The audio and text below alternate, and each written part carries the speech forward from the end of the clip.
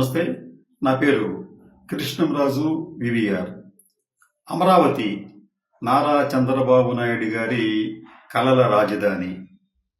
ఆయన అమరావతిని ఏ ముహూర్తంలో ప్రారంభించారో కానీ అడుగడుగున అవాంతరాలు ఎదురవుతూనే ఉన్నాయి. ల్యాండ్ పూలింగ్ చేశాను, నాకు 33,000 ఎకరాలు రైతులు ఇచ్చారు అని చెప్పి చంద్రబాబు నాయుడు గారు పదే పదే చెబుతున్నారు. అంతేకాకుండా ప్రభుత్వ భూములు అక్కడ మరో 15 నుంచి 16,000 ఎకరాలు ఉన్నాయి. మొత్తం మీద అమరావతికి 50,000 ఎకరాల భూమి ఉంది అని చెప్పి చంద్రబాబు నాయుడు గారు చెప్తారు. నిజానికి 2014-19 మధ్యన చంద్రబాబు నాయుడు గారు అధికారంలో ఉన్నప్పుడు అమరావతికి అంకురార్పణ చేశారు, కానీ ఒక్క అడుగైనా ముందుకు వెళ్ళలేదు. అప్పట్లో ఆయన కేవలం గ్రాఫిక్స్కి ప్రాధాన్యత ఇచ్చి అసలు పనులు చేయకుండా జాప్యం చేశారు. ఫలితంగా ఏమైందంటే ఈలోపు ఆయన అధికారం కోల్పోవడం, ఆ అమరావతికి సంబంధించి అనేక సందేహాలు, విమర్శలు రావటం, అవి కూడా ఆ ఎన్నికల్లో ఆయనకు ఒక నెగిటివ్గా మారటం జరిగింది. కానీ చంద్రబాబు నాయుడు గారు తిరిగి అధికారంలోకి వచ్చిన తర్వాత వెంటనే ఆయన ప్రధానంగా అమరావతి మీదే తన దృష్టిని కేంద్రీకరించారు.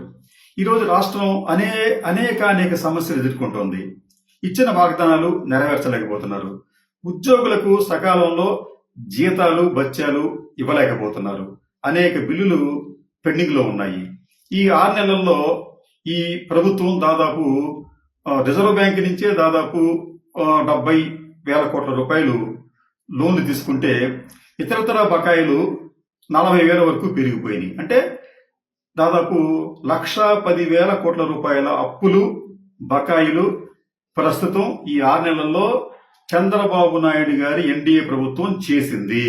అయితే ఇంత అధ్వానంగా రాష్ట్ర పరిస్థితి ఉన్నప్పటికీ కూడా చంద్రబాబు నాయుడు గారు ఆంధ్రప్రదేశ్ అనేది రాజధాని లేని రాష్ట్రంగా మారింది అని ఆవేదన వ్యక్తం చేస్తూ అమరావతికి చాలా ప్రాధాన్యత ఇస్తున్నారు. ఎంత ప్రాధాన్యత ఇస్తున్నారంటే ఇప్పటికే ఆయన దాదాపు అమరావతికి 20,288 కోట్ల పనులకు అనుమతిచ్చారు. తొందరలోనే మరొక 30,000 కోట్ల రూపాయలకు, అంటే టోటల్గా 50,000 కోట్ల రూపాయలు పనులకు ఆయన త్వరలోనే శ్రీకారం చుట్టబోతున్నారు. ఇన్ని వేల కోట్ల రూపాయలు ఒక్క అమరావతి మీద పెట్టడం అనేది ఇటువంటి పరిస్థితుల్లో ఎంతవరకు భావ్యమన్న ఆలోచనలు, అభిప్రాయాలు వ్యక్తమవుతున్నాయి. కానీ ఇవేమీ పట్టించుకోకుండా చంద్రబాబు నాయుడు గారు అమరావతి మీదే ప్రధానంగా పెద్దగా హడావుడి చేయకుండా ఆయన ఈ పని చేస్తున్నారు. గతంలో ఆయన అమరావతికి సంబంధించి ఎక్కువ హడావుడి చేసి అబాస్ పాలయ్యారు. కాబట్టి అంటే ఈసారి ఆయన ఎక్కువగా ప్రకటన చేయకుండా సైలెంట్ గా దీనికి సంబంధించిన పనులు పూర్తి చేయాలని చెప్పి అనుకుంటున్నారు. అయితే అమరావతి అనేది ఆనాడు ఈనాడు కూడా ఒక పెద్ద ప్రహాసనంగా మారింది. ఎందుకు ఈ మాట చెప్తున్నానంటే అమరావతికి రాజధాని లక్షణాలేమీ లేవు. ఒక రాజధాని అంటే ఆ ప్రాంతానికి ఒక భౌగోళిక సరిహద్దులు, విస్తీర్ణం ఉండాలి. అయితే ఇప్పటి వరకు కూడా అమరావతికి ఉన్న భౌగోళిక సరిహద్దులు ఏమిటి అన్నది ఎవ్వరికీ తెలియదు. విస్తీర్ణం ఎంత అనేది కూడా ప్రభుత్వం ప్రకటించడం లేదు. అంతేకాకుండా ఈ అమరావతి ఆంధ్రప్రదేశ్ రాజధాని అంటూ నిర్దిష్టమైన సరిహద్దులు, విస్తీర్ణంతో ఇప్పటి వరకు కేంద్ర ప్రభుత్వం గాని రాష్ట్ర ప్రభుత్వం గాని గెజెట్ నోటిఫికేషన్ జారీ చేయలేదు. ఇది విచిత్రం. నిజానికి అమరావతికి అనుమతులు లేవు, అసలు అమరావతి అనేది అడ్రస్సే లేదు. కానీ దాని మీద వేలాది కోట్ల రూపాయలు ఖర్చు చేయాలని చెప్పి చంద్రబాబు నాయుడు గారు ఉపలాట పడుతున్నారు. ఇది ఎంతవరకు సమంజసం? ఆయన ఈ మధ్యన ఆయన ఎప్పుడంటే ఈ 2024 జూన్ 29న ఆయన అధికారంలో వచ్చిన తర్వాత ఒక జీవో జారీ చేశారు. ఆ జీవో సారాంశం ఏంటంటే అమరావతిలో పరిపాలనా నగరం అనే పేరుతో దాదాపు 1575 ఎకరాల భూమిని నోటిఫై చేస్తూ ఒక జీవో జారీ చేశారు. పరిపాలనా నగరం అంటే అడ్మినిస్ట్రేటివ్ సిటీ అని చెప్పి బహుశా ఆయన ఉద్దేశం కావచ్చు అది. ఈ పరిపాలనా నగరానికి కూడా ఆయన వేలాది కోట్ల రూపాయలు కేటాయించారు.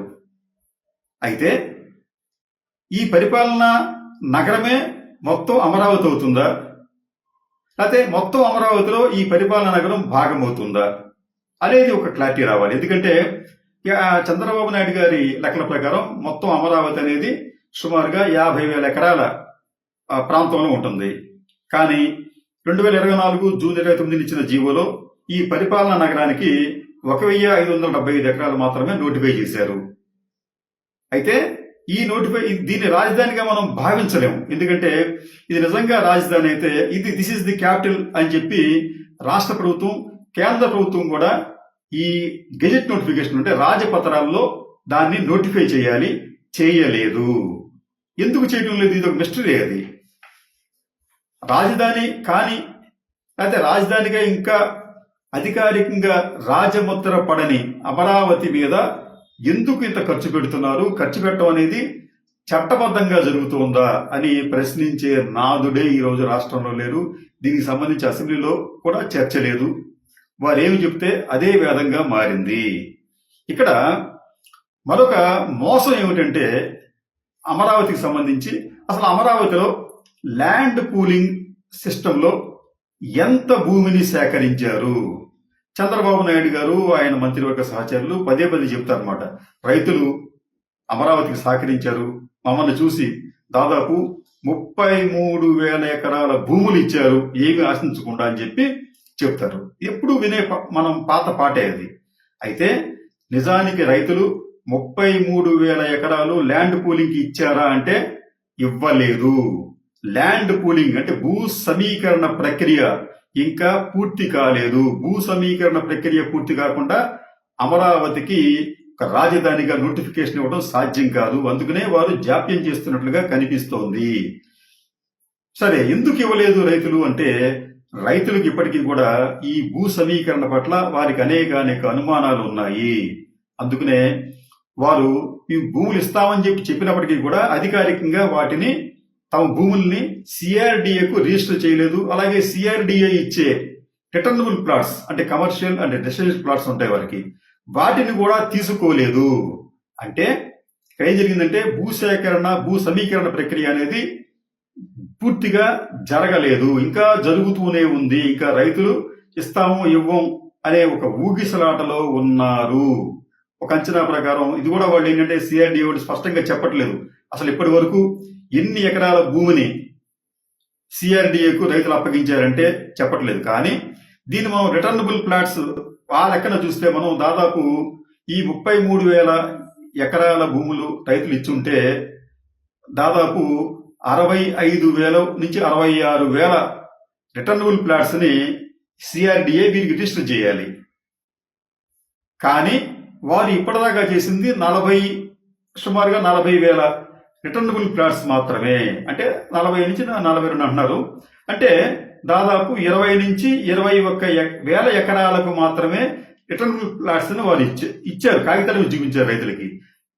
మిగిలిన 13,000 ఎకరాలకు ఇంకా ఆ రిటర్నబుల్ ప్లాట్స్ ని వాళ్ళు ఇవ్వలేదు, రైతులు తీసుకోలేదు, భూ సమీకరణ పూర్తి కాలేదు. ఈ విషయాన్ని చంద్రబాబు నాయుడు గారు, సిఆర్డిఏ అలాగే మంత్రి నారాయణ గారు బాగా మరుగున పరిచి సమీకరణ జరిగిపోయిందని చెప్పి ప్రజలను మభ్యపెట్టే ప్రయత్నం చేస్తున్నారు. ఆ సమీకరణ ఇంకా పూర్తి కాకుండా అమరావతి అనేది ఒక రాజధానిగా ప్రకటించడం సాధ్యం కాదు. వీరు చేసిన మరో తప్పు ఏమిటంటే గత 2014-19 ఆ సమయంలో చంద్రబాబు నాయుడు అధికారంలో ఉన్నప్పుడు ఈ రిటర్నబుల్ ప్లాట్స్ వారికి ఇస్తామని చెప్పి ఏడాదిలోగా వాటిని అభివృద్ధి పరిచి, అంటే వాటికి డ్రైనేజీలు, రోడ్లు, లైటింగ్లు, పార్కులు అన్ని సదుపాయాలు కల్పించి ఇచ్చేస్తాం, అక్కడ మీ ఇష్టం వచ్చినట్టు మీరు అక్కడ దాన్ని అమ్ముకోవచ్చు, కట్టుకోవచ్చు అని చెప్పారు. కానీ అలా చెప్పి రైతులను మోసగించి ఆ భూములు తీసుకున్నారు తప్ప అసలు ఇప్పటి వరకు కూడా ఆ భూములను అంటే రిటర్నబుల్ ప్లాట్స్ ను రైతులకు భౌతికంగా సరిహద్దు రాళ్లు వేసి ఈ సరిహద్దుల్లో మీ భూమి ఉందని చెప్పిన పాపాన పోలేదు. ఇదంతా కూడా డిజిటల్ మ్యాప్లలో చూపించారు. మీ ఫ్లాట్ ఇక్కడ ఉండొచ్చు, మీ ఫ్లాట్ ఇక్కడ ఉండొచ్చు అని చూపించారు తప్ప ఫిజికల్ గా వారికి అప్పచెప్పి ఉంటే పరిస్థితి వేరుగా ఉండేది. అంటే రైతుల పట్ల చంద్రబాబు నాయుడు గారికి ఉన్న చిత్తశుద్ధి ఏమిటో చెప్పడానికి ఇది ఒక నిదర్శనం. రైతులు త్యాగాలు చేశారు, వారికి మీరు రిటర్నబుల్ ప్లాట్స్ ఇవ్వాలి. వాటిని ముందు డెవలప్ చేసి ఇచ్చుంటే వారు శుభ్రంగా దాన్ని కట్టుకునేవారు, డెవలప్ చేసుకునేవారు, అమ్ముకునేవారు, ఏదో చేసుకునేవారు, కొంత మీకు యాక్టివిటీ కనిపించేది. కానీ దానికి తావు లేకుండా చంద్రబాబు నాయుడు ముందుగా ఐఏఎస్లకి, ఐపీఎస్లకి భవనాలు కడతాను, అసెంబ్లీ కడతాను, ఇంకోటి కడతానని చెప్పి ఆయన ఈ డబ్బంతా కూడా దానికి డైవర్ట్ చేశారు. కారణాలు ఏమైనప్పటికీ కూడా ఆయన గత ఎన్నికల్లో అంటే 2014-19 తర్వాత జరిగిన ఎన్నికల్లో ఆయన ఓటమికి అమరావతి కూడా ఒక కారణమైంది. తిరిగి అధికారంలోకి వచ్చారు. వచ్చిన తర్వాత ఇప్పుడు ఏమంటారంటే ఆయన ఈ రిటర్నబుల్ ప్లాట్స్ ని 3 ఏళ్లలో డెవలప్ చేస్తూ ఉంటారు. నిజానికి 3 ఏళ్ళు ఎందుకు పడుతుందండి? నిజంగా వారి చిత్తశుద్ధి ఉంటే ఒక ఏడాది నెలలో మొత్తం ప్లాట్స్ ని డెవలప్ చేసి వాళ్ళకి ఇచ్చేయచ్చు. కానీ 3 ఏళ్ళు పడుతుంది. ఎందుకు అంటే ఈ అమౌంట్ అనేది దానికి స్పెండ్ చేస్తే మిగతా ఐకానిక్ బిల్డింగ్స్ ఆగిపోతాయి అనేది వారి ఉద్దేశంగా కనిపిస్తుంది. అక్కడేది బిల్డింగ్స్ కట్టాలనుకుంటారు, పెద్ద పెద్ద బిల్డింగ్లు. అవి ముఖ్యమా? భూములు దారాదత్తం చేసిన రైతులకి అభివృద్ధి పరిచిన ప్లాట్స్ ఇవ్వడం ముఖ్యమా అన్నది ఆలోచిస్తే సాధారణంగా మనలాంటి సామాన్యులు ఏమంటారంటే రైతులకి ముందుగా డెవలప్ చేసుకోవాలని చెప్పి అనుకుంటాం. కానీ చంద్రబాబు నాయుడు గారు మాత్రం ఇప్పటికీ రైతుల పట్ల ఒక రకంగా చెప్పాలంటే ఆయన నిర్లక్ష్యం చూపిస్తూ పెద్ద పెద్ద భవనాల నిర్మాణానికే ఎక్కువ ధనాన్ని, ఎక్కువ సమయాన్ని ఖర్చు చేసే ప్రయత్నంలో ఉన్నారు. అంటే చంద్రబాబు నాయుడు గారు అమరావతికి సంబంధించి ఇప్పటికీ కూడా ప్రజలను మభ్యపెట్టి మాయ చేసే ప్రయత్నంలోనే ఉన్నారన్న ఆరోపణలను ఎదుర్కొంటున్నారు. ఈ విషయాలకు సంబంధించి చంద్రబాబు నాయుడు గారి వైఖరిలో ఒక నిజాయితీ ఉండాలి, ఒక స్పష్టత ఉండాలి. రైతుల పక్షపాతిగా ఆయన పేరు తెచ్చుకోవాలి అంటే ఆయన ప్రాధాన్యత ఇవ్వవలసింది ఈ రిటర్నబుల్ ప్లాట్స్ ని అభివృద్ధి చేసి ఇవ్వటంలో. అలా చేయకపోతే చంద్రబాబు నాయుడు గారు మరోసారి అమరావతికి సంబంధించి వైఫల్యం చెందే అవకాశాలు కూడా కనిపిస్తున్నాయి. ఎందుకంటే అమరావతికి సంబంధించి అనేక అనుమానాలు ఇప్పటికే ఉన్నాయి. ప్రపంచ బ్యాంకు లోన్ ఇస్తుందని చెప్పన్నారు, కానీ ఇప్పటి వరకు ప్రపంచ బ్యాంకు నుంచి లోన్ వచ్చిన దాఖలాలు లేవు. ఎందుకు ఇవ్వడం లేదు? వాళ్ళు గతంలో కూడా ఇస్తామని చెప్పి వాళ్ళు వెనక్కి వెళ్ళిపోయారు. ఇప్పుడు ఇస్తామని చెప్పారు కానీ ఇప్పటి వరకు ఇచ్చిన దాఖలాలు కనిపించడం లేదు. కాబట్టి ఏంటంటే చంద్రబాబు నాయుడు గారు తన వద్ద ఉన్న నిధులను పొదుపుగా వాడుకుంటూ లావిష్ గా ఉండే ఐకానిక్ భవనాల గురించి కాకుండా మొదటి ప్రాధాన్యత రైతులకు ఇచ్చిన రిటర్నబుల్ ప్లాట్స్ వాటి డెవలప్మెంట్ కి ఖర్చు చేస్తే మంచిది. అలాగే అసలు అమరావతికి సంబంధించి కూడా ఆయన వాస్తవాలు చెప్పాలి.